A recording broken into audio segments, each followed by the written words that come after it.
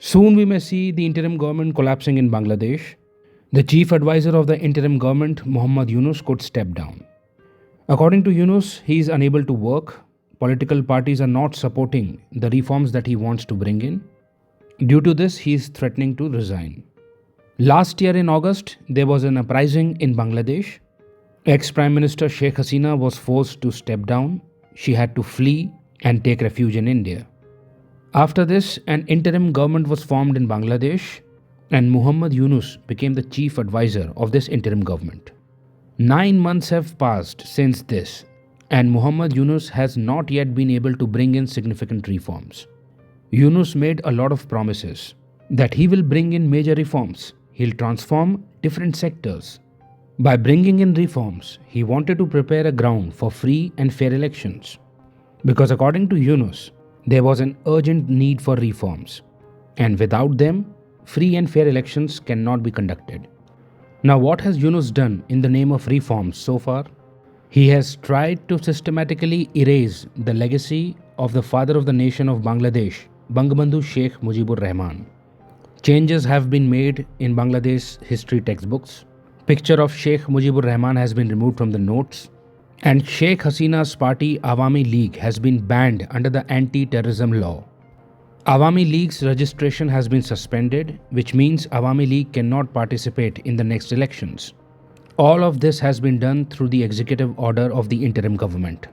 Don't forget, this is a transitional administration. This is not a government elected by the people. These actions have no constitutional basis. The caretaker government does not enjoy people's mandate. And yet, Yunus-led administration is banning one of the oldest and largest national parties of Bangladesh from contesting elections. Awami League will be tried for crimes against humanity. This means a caretaker government which does not have the democratic mandate is prosecuting a party which played a significant role in the birth of the nation. In the name of national security, we are witnessing open democratic backsliding in Bangladesh. By banning Awami League, in a way, Muhammad Yunus has fixed the results of the next election, has prepared a ground for the BNP.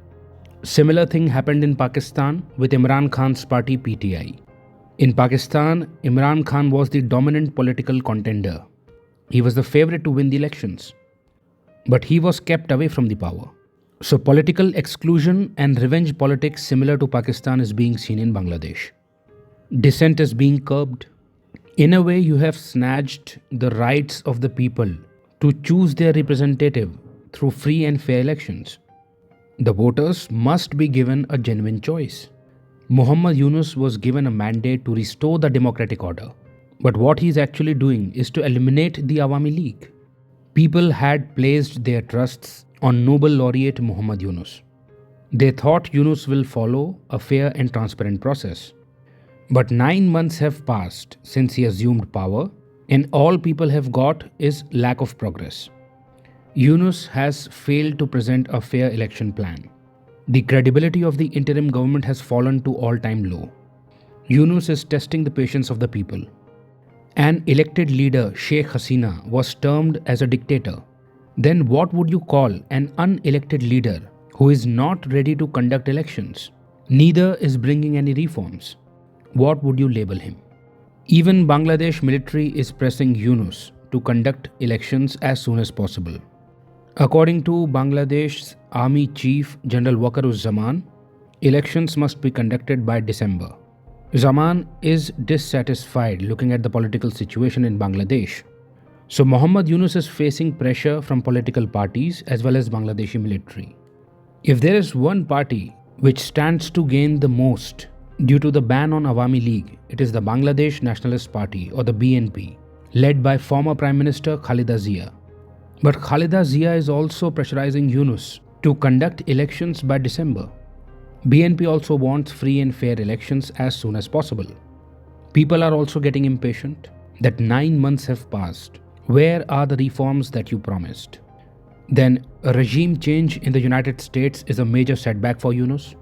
Trump returning to power is a setback for Yunus. There was a power transition from Democrats to Republican administration in the US.